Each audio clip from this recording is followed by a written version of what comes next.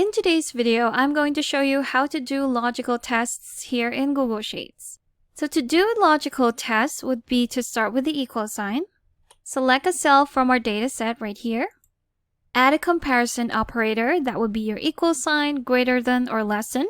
Let's put in greater than, and set in a value where you want to make your comparison. So here it will tell us that the value in C2 cell is not greater than 300. Hence, it will give us the false statement. So that's a simple logical test that we can do. If we drag this down, it will tell us that all these cells are not greater than 300.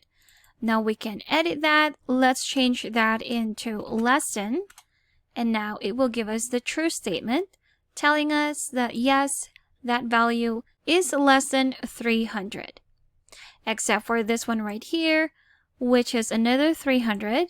Now if we do, again, change or edit our formula to, let's say, greater than or equal to 150, and drag this down, here we have a true for a first line, which would tell us that yes, this is either greater than or equal to 150.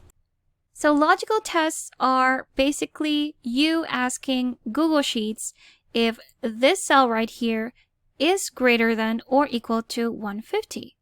Now, when do we use logical tests? Logical tests are usually used in formulas like if statements.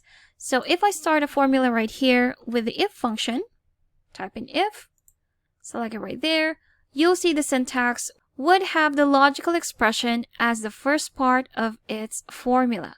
So if I select this right here, it will be the same as putting in the same logical test that we just did. So we're just going to input some values to replace the true and false statements. For the first one, I'm just going to say greater. And if the value is false, we'll just say lesser. Press enter, and there you have it. Drag it down. And that's one of the ways to use the logical test. Another way would be with your conditional formatting. So if I select this one right here and go to Format, select Conditional Formatting, I can go to the Format Rules and format cells if, click on the drop-down and go to the bottom and select Custom Formula Is.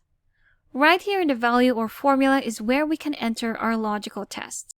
So I'm just going to copy this formula right here, copy it, paste it right here, and you'll see that those that are greater than or equal to 150 are highlighted in my table. So I'm just going to change the color. There you have it. That's how to do logical tests and some of the few examples on where we can use them. Thanks for watching. If you found this video helpful, do leave a like and subscribe for more helpful videos. See you on the next one.